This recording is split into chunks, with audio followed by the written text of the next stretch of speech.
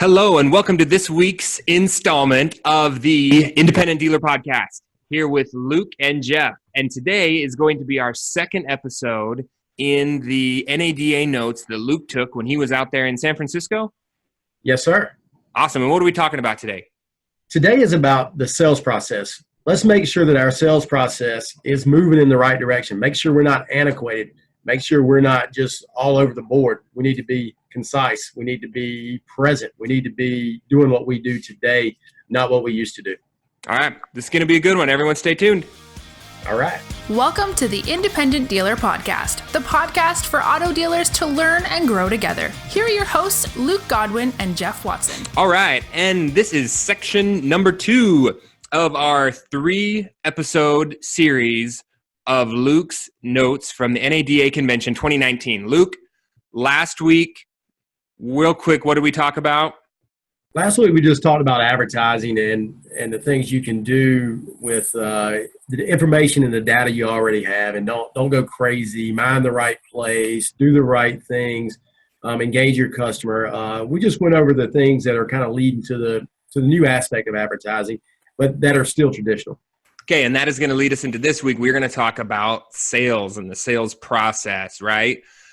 Yes, sir. Great. Now, let's jump right into it. What were your main takeaways? What do we need to know about the sales process as it exists in 2019? What's so funny about today's sales process is that everybody is so concerned about this new technology and new technology. But what we keep forgetting is that customers still need the personal touch, and customers still need customer service, probably now more than ever. And the reason that is because a customer can totally destroy you online if you don't give them that personality, if you don't give them that love.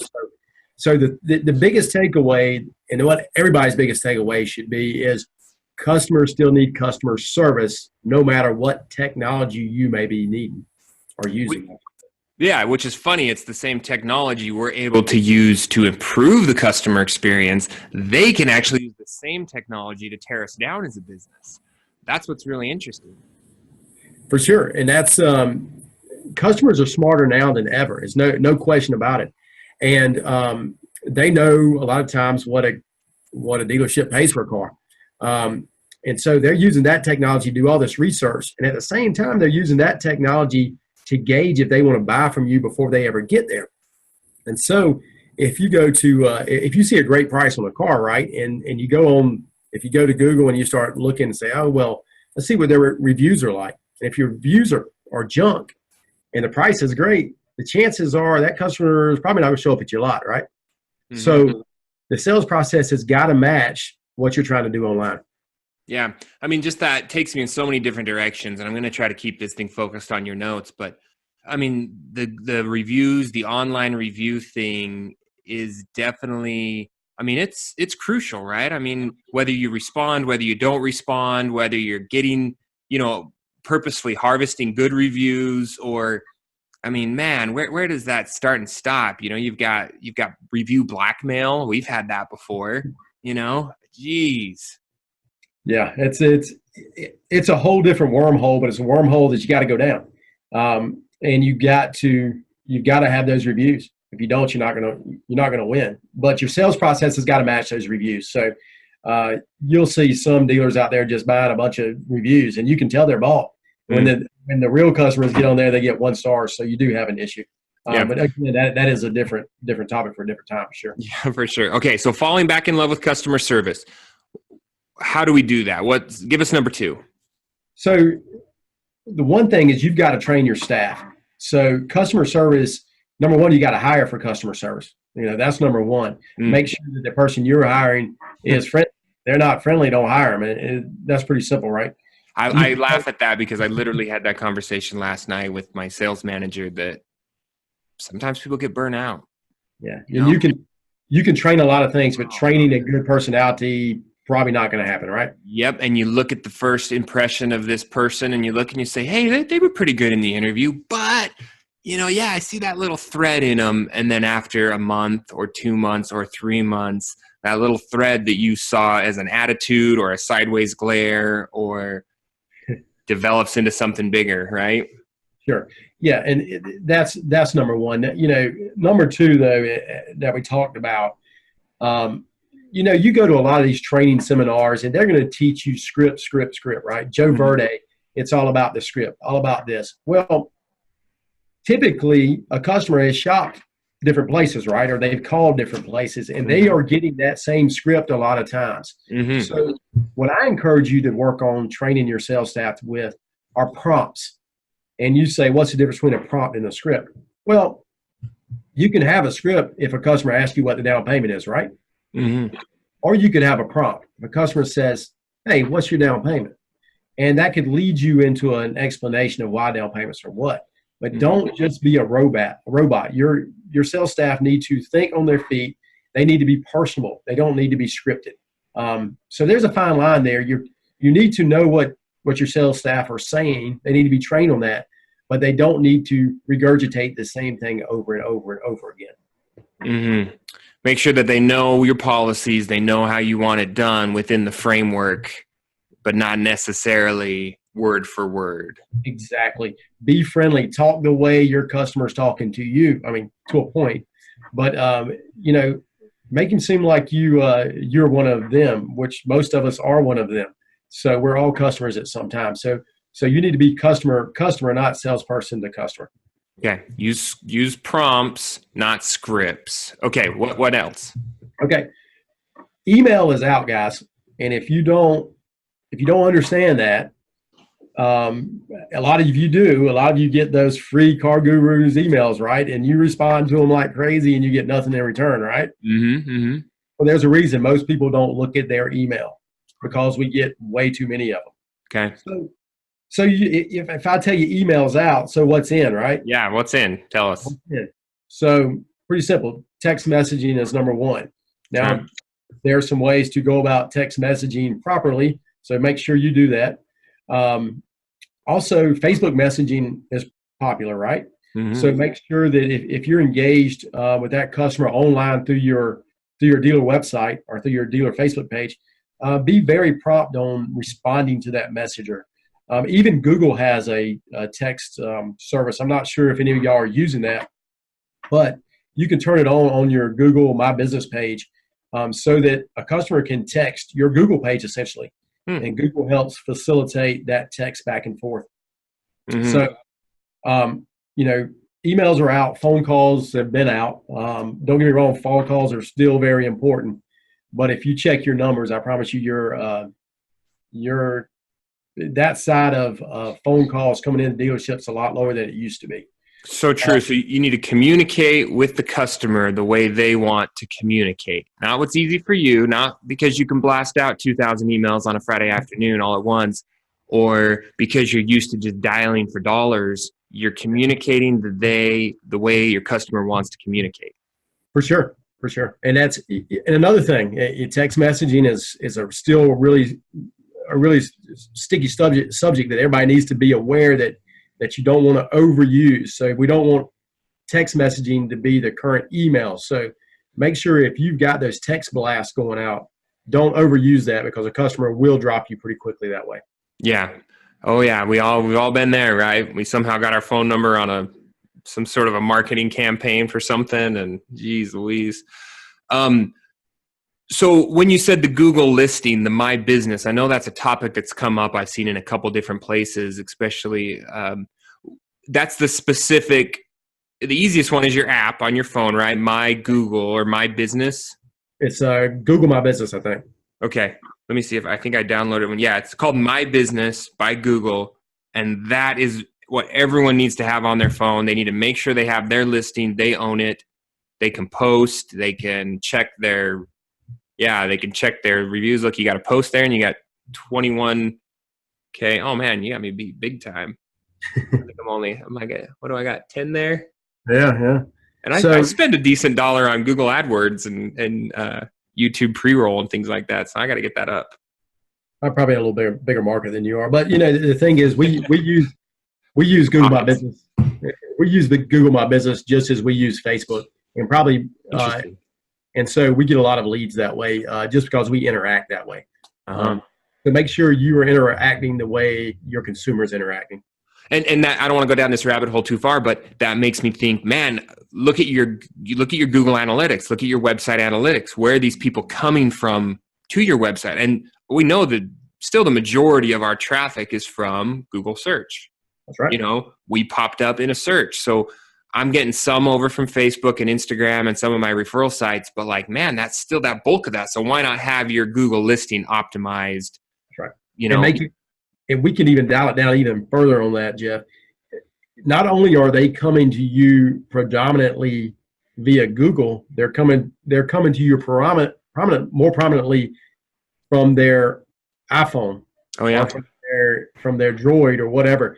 They are doing it mobile. It's a mobile search. It's not a desktop search. So yeah, I think we're all like 80-20 these days, right? Is that pretty much the 80-20 across the board? So you need to make sure that not only your website's optimized, but your Google, my business page is optimized to interact with that customer very easily.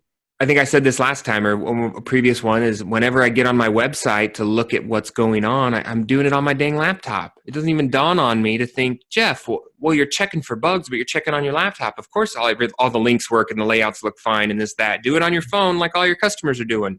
Yeah, but Jeff, you and I are old, man. That's what happens. We get on the desktop, right? I know, but the funny thing is I do everything else on my phone. I look up other businesses on my phone, but for some reason I'm not looking at my own business on my phone.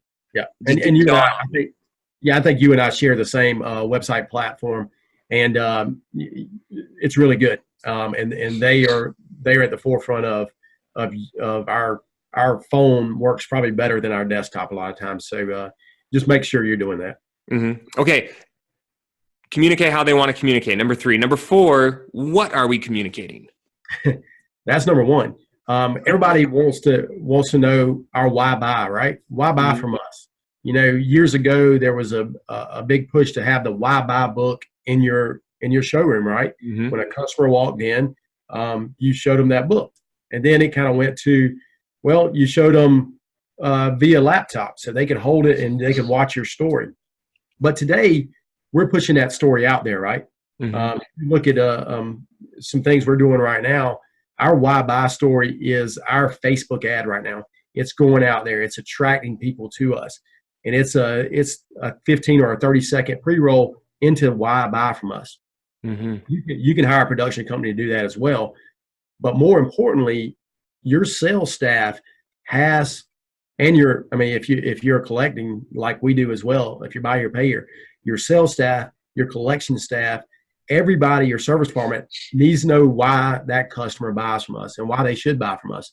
So if you don't have a 15-second nailed down why buy, you need to do it. And it's not just because we're the oldest in the market. We have the biggest inventory. We have the lowest prices. Everybody does that. You can go to every new car store in town. That's what they're going to tell you.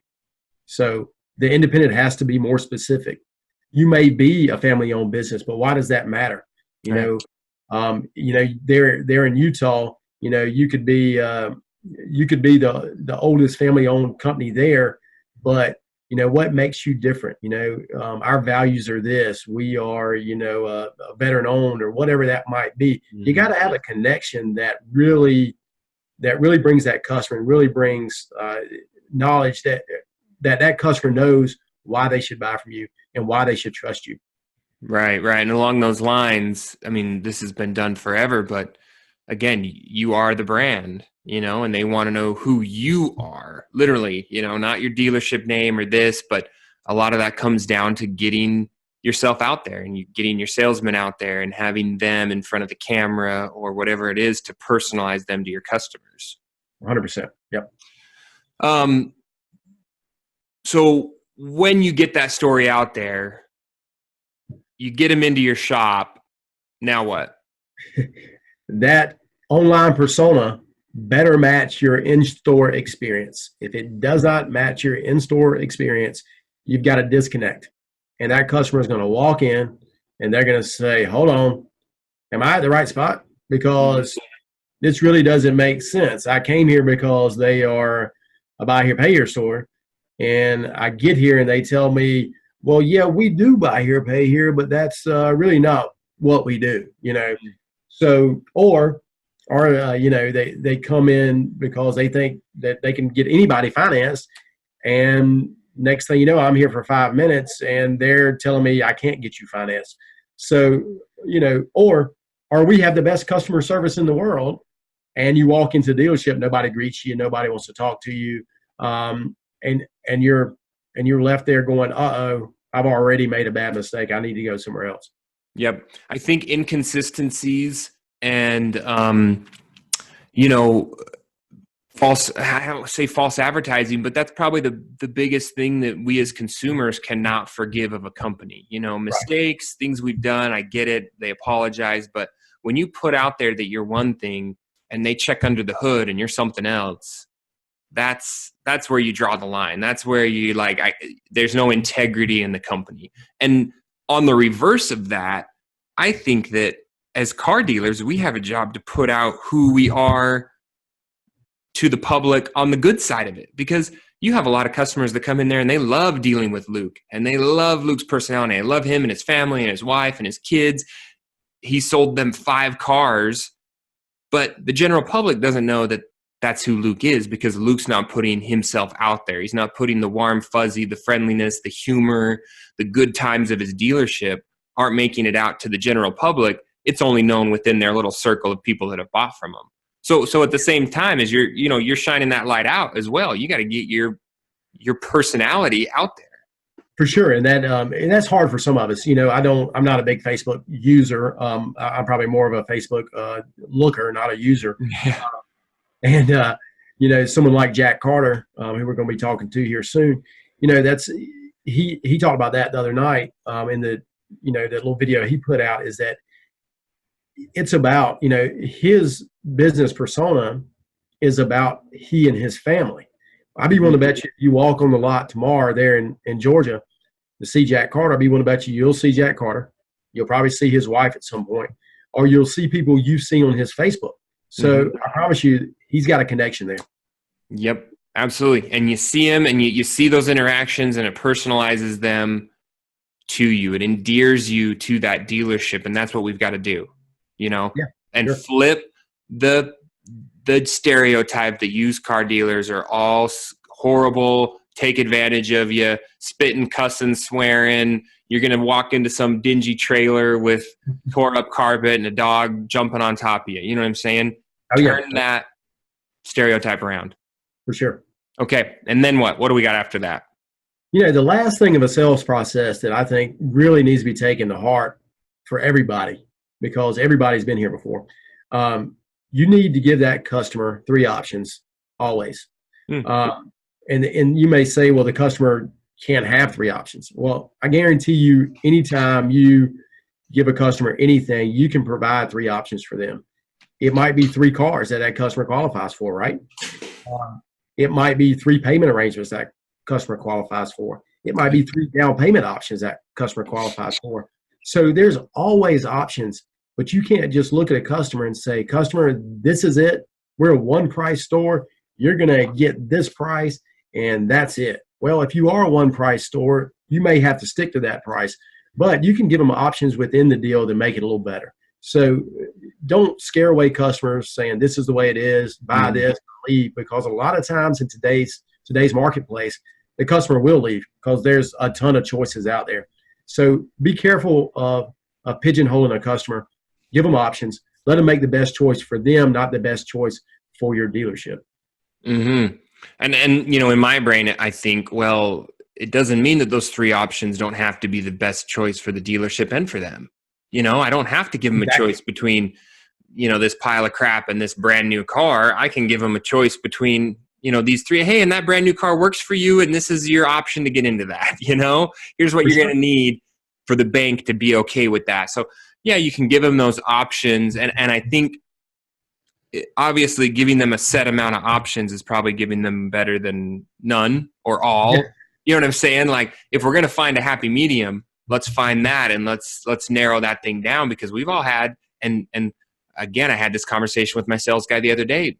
There's a lot of shopping going on, and that flies in the face of, the statistic that you quoted about people are only visiting about 1.5 dealerships before they buy.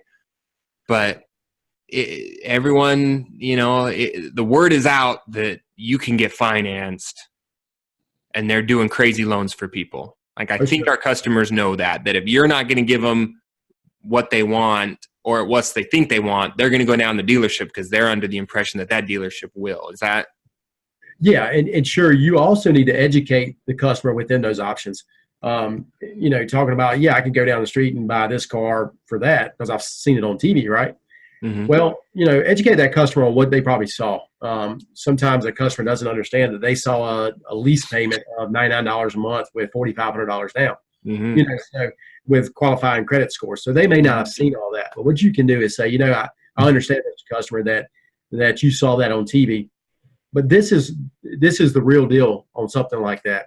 We're looking at your credit score. We can get you financed. These are the options we can give you. Now, they may not match what you saw on TV, but what you saw on TV is one option that you must qualify within this parameter, and you must have this much down to get that type of payment. And I'm not necessarily sure you're going to see that when you get to the store.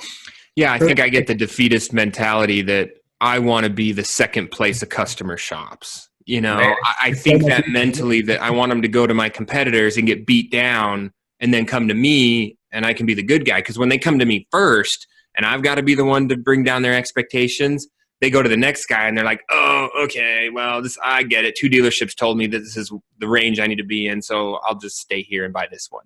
But I think we can do that in one visit, right? Yeah, it happens to us a lot, unfortunately, and customers shop us first a lot of times because we're one of the oldest in the market and we advertise very efficiently, and we're not great at handling that first visit. As we're not as good as we should be, I should say, because once we bring that customer down to earth, customers don't like to be brought down to earth sometimes. And so we are within our sales process working on giving them that option and making them feel better. And we have, seen a little bit of an uptick on those customers shopping us first, going away, and then coming back. So we're tracking it and we're seeing it. So true. You got to if you're going to bring them down to earth, you've got to do it in a way that they're comfortable coming back to you when they've gone out and realized that you were their best option. And again, did you sell them on your program and your dealership first before you had to look at cars and get them qualified and let them know they don't get approved for the 2015, but they got approved for the 2005, So if you go through that process correct and you've sold value in your dealership, then even if they do walk, you're still going to be their best friend and where they come back to, in theory, correct? Sure, it's all the why buy. If you explained your why buy right, and your dealership matched your online presence and they felt comfortable, the chances of them walking away the first time and coming back is going to be pretty high. Yeah. So, man, I just seriously talking to you, it's amazing how each one of these 6 points, literally 5 out of the 6, I had the exact issue this week, that should be addressed. Yep. And let's wrap those up in summary again. Number 1, your notes. Number 1 is fall back in love with your customer. That's the way I describe it. Customer service is so important. Okay. Number 2 is let's get off of the script, and let's start prompting our salespeople on what to say when certain questions are asked. Let them feel more genuine in their explanation to the customer. Number 3, communicate the way the customer wants to communicate. Email is out, guys. Don't keep sending that email. It's probably not working. Number 4, your why buy needs to be specific. It needs to be concise, and it really needs to convey your process. Mm-hmm. Number 5 is make your in-store experience better and make sure it matches your online presence or your TV ad or your radio ad or your flyer. Make sure they all match together, okay? And number 6, what we just talked about, is the power of 3. Give your customers 3 options always. Excellent. And speaking of the power of 3, Luke's 3rd installment of this 3-part series from his NADA conference notes are going to be the foundation of the sales process and the customer service experience. We're going to talk about employees and pay plans, correct? Pay plans are huge, and it can be the difference in hiring a good customer, hiring a good employee, or not hiring that employee, or keeping a solid salesperson and not keeping one. So stay tuned. That's going to be awesome. All right. We'll talk to you guys next week. See ya.